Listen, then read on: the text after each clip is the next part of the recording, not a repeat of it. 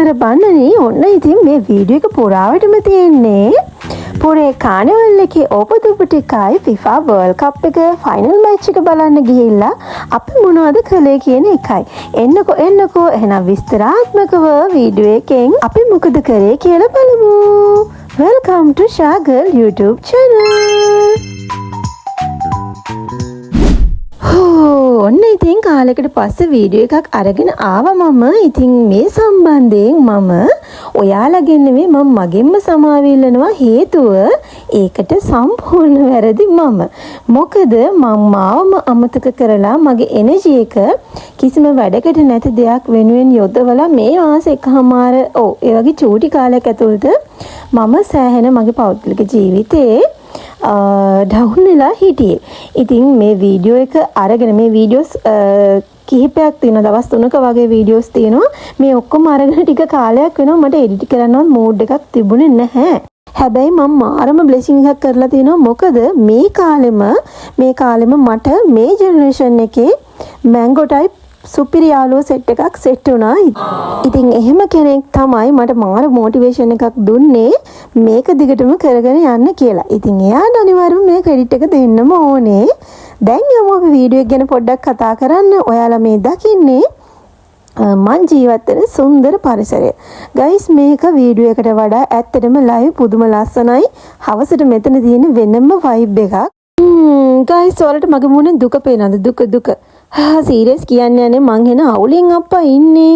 ඉතින් කෙමින් මේ විදිහට සන්ධ්‍යාව ගත වුණා. ඒ දවස් ඉවර වුණා. එහෙනම් අපි පුණා බලා සිටි ඒ සුපිරි දවසට. ඉතින් පුරේ කට්ටිය මෙහි කට්ටිය. ඇඟිලි ගෙනගෙන බලන් ඉන්න දවස් කීපයක් කිව්වොත් මම හරි කානිවල් සීසන් එක. ඉතින් ඒකේ උපදොප ටික තමයි දැන් මේ ඔයාලා බලන්න යන්නේ. ඉතින් එදා අපි එතනට යනකොට 12 මාර විතර වෙලා තිබුණා. පුදුම සෙනගක් හිටියේ. මේ වීඩියෝස් ටික පවා ගත්තේ සෙනග අඩුතෙන් බල අපි පිටිපස්සම හරිය තමයි මේ ඉන්නේ. ඉතින් ඒ හරිය ටිකක් කට්ටිය අඩුයි. එහෙ වුණාට අපි ඊට පස්සේ ඉස්සරහටම ගියා. ඉතින් ඒක මරු ඇත්තටම මට තේරෙනවා මම බස් එකක යනවා වගේ. මේ ඔයාලා තිරේ මාත් එක්ක ඉන්න මිස්ටර් ජිල් බෝට්ස්. ඉතින් මගේ ලයිෆ් එකේ ස්ට්‍රේන්ජර් කෙනෙක් වෙන්න යන්නේ. දැන් ඉතින් එයයි ගාලා අහන්න එපා. උඹලට ඉතින් ඕන නැති දෙයක් නේ අනුගේ කේලම් හොයන්න. පඬිත කතා ඇති. එහෙනම් අපි ගිහින් බලමු අපි සෙනගොඩේ තෙරපි ඉස්සරහට ගිහිල්ලා මොකද කරේ කියලා. Numbe citata pun sandrapa yala wage sina kekulu malpi puna detola tanana tana ටිකක් ඉස්සරහට යනවා ඩාන්ස් කරනවා. ආයි ඉස්සරහට යනවා ඩාන්ස් කරනවා. කොහොම හරි අපි VIP ප්ලේස් එක ගාවටම ගියා. එතන මෙතනට වඩා මාරම ජොලි වෙලාව ගියා තේරුන්නේ. අපි ඉවරනකම්ම හිටියා.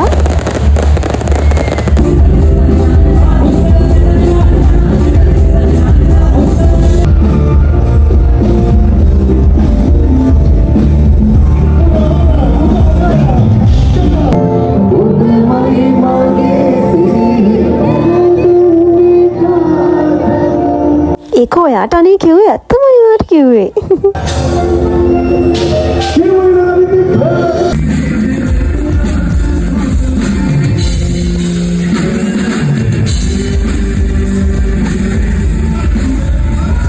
විශේෂයෙන්ම මේ VIP chance එක අපිට ආරම්භ දෙන ලහිරු අයවත් රසිකයවත් මේ වෙලාවේ ආදරෙන් මතක් කරනවා. Thank you.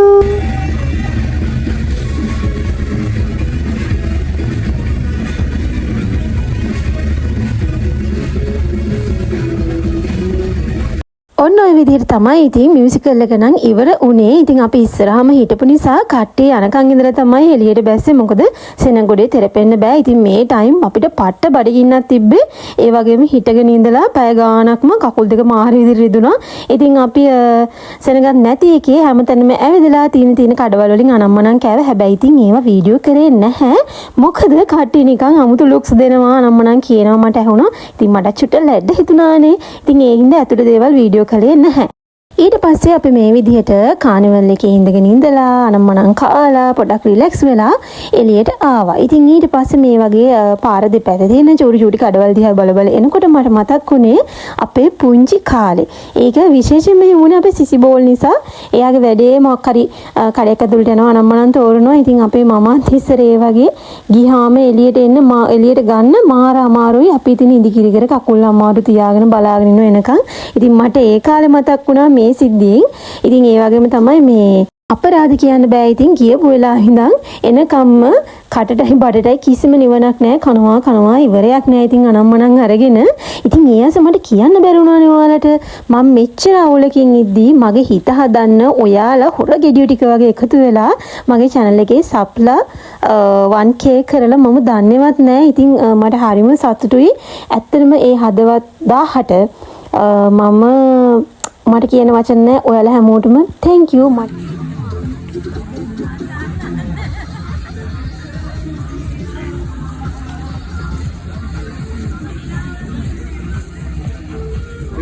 එපා ජීවිතේ එපා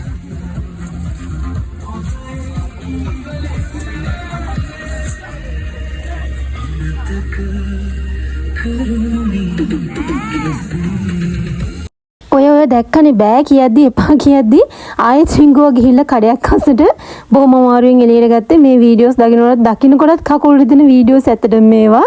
ඒත් ගමන ජොලි උනේ සිසිබෝල් නිසා තමයි ඉතින්.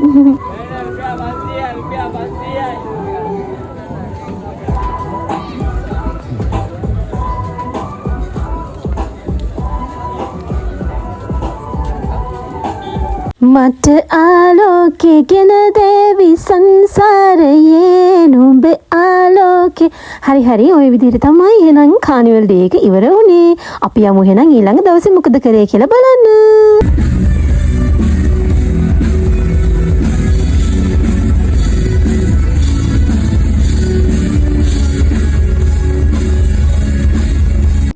මේ දවසට මම මාරම ආසයි guys. මොකද එදා තමයි FIFA World Cup final match එක තිබුණේ. ඉතින් මම පුංචි කාලේ හරි ආසයි FIFA World Cup match බලන්න.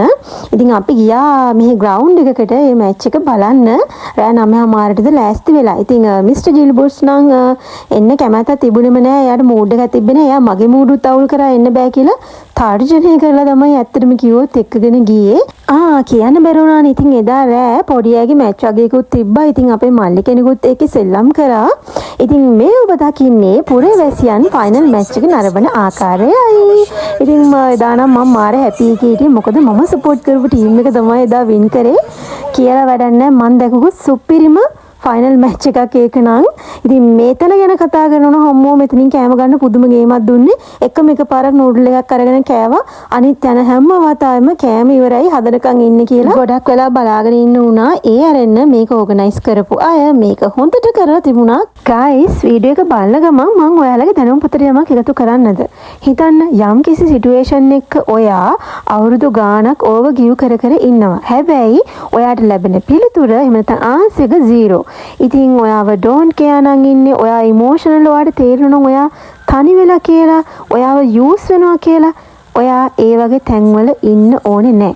මුලින්ම ඔයා ඒ වගේ අයට forgiveness කරන්න. ඒ වගේම let go කරන්න. මොකද ඔයාට කලිනුයි එයා ඔයාව give up කරලා තියෙන්නේ කියන එක ඔයා තේරුම් ගන්න. මේ වගේ toxic situation එකක ඔයා ඉඳීම තව දුරටත් සුදුසු නැහැ. මොකද ඒ වගේ එක්ස්පීරියන්ස් අපිට ලැබෙන්නෙම අපිට දුකක් දෙන්න නෙමෙයි. ඔයාව තවත් ස්ට්‍රෝං කරන්න. ඔයා self love කරන්න පුරුදු වෙන්න. ඒ වගේම ඔයාගේ true self එක අඳුන ගන්න. සමාජය ඔයාව කොහොම ජජ් කරයිද කියලා හිතලා තීරණ ගන්න බය වෙන්න එපා. ඔයාට ඒතන සෙට් නැත්තම්, ඔයාට විශේෂයෙන්ම ඔයාට රෙස්පෙක්ට් එකක් ලැබෙන්නේ නැත්තම්, ඔයා එකතන පල් වෙනවා එහෙම නැත්තම් කිසිම ග්‍රෝ එකක් නැහැ වගේ ඔයාට දැනෙනවා නම් යාළුවා ඔයා එතනට ටටා බයි කිව යුතුමයි. ඉතින් සමහරු නම් මේ කතාව විහිළුවක් වෙන්න ඇති. හැබැයි මම මේක කිව්වේ කාගවත් හිතරිත් දන්නවත් හින්ට් එකක් පාස් කරන්නවත් නෙවෙයි. මේක විශේෂයෙන්ම මම ඔයාලට කියන්නේ වචන කියන්නේ guys තවදුරටත් නිකම් ශබ්දයක් නෙවෙයි. ඒකට ලොකු පවර් එකක් තියෙනවා. මතක තියාගන්න සමහරු හැදෙන්නේ නැහැදෙන්නේ වචන වලින්. ඉතින් ඒක නිසා මම හිතනවා කාට හරි මේ ලෝකේ මේ වචන ගොඩාක් වටිනවා. එයාට වෙනස් වෙන්න මේක ලොකු හේතුවක් වෙයි කියලා. දන්නවද ළමයෝ සමහර අවුරුදු ගානක බැඳීම් අපිට හම්බ වෙන්නෙම අපේ කර්මික් බොන්ඩ් එක එන්ඩ් කරන්න. ඒ වගේම තමයි චූටි කාලෙකින් වුණත් අපිට හම්බ වෙන්න පුළුවන් හරිම මායාකාරී පුදුම සහගත අපේ ජීවිතවලට ආශිර්වාද ගොඩාක් අරන් එන හමු වීම. හැබැයි ඒ සිටුේෂන් එකෙත් ඔයාට පුළුවන් නම් ඔයාව අමතක නොකර ඉන්න යාළුවා ඔල්රෙඩි ඔයා එතන දිනලා ඉවරයි. ඔයාගේ සෝල් එකට හුම්කම් දෙන්න ඔයාගේ හදවත ආලෝකමත් කරගන්න ඒ එක් හදවතකට පුළුවන් මේ මුළු ලෝකෙම බබලවන්න. මතක තියාගන්න ඔයා අත්විඳපු දෙයට වඩා ඔයා අත් නොවිඳපු මේ විශ්වය විශාලයි බවත් ඒ තියෙන්නේ තමන් තුළම බවත්. ඊගෝ එක අතාරින්න සමාව දෙන්න සතුටින් ඉන්න. තව දුරටත් තරහ ගන්න දුක් වෙන්න අවශ්‍ය නැහැ.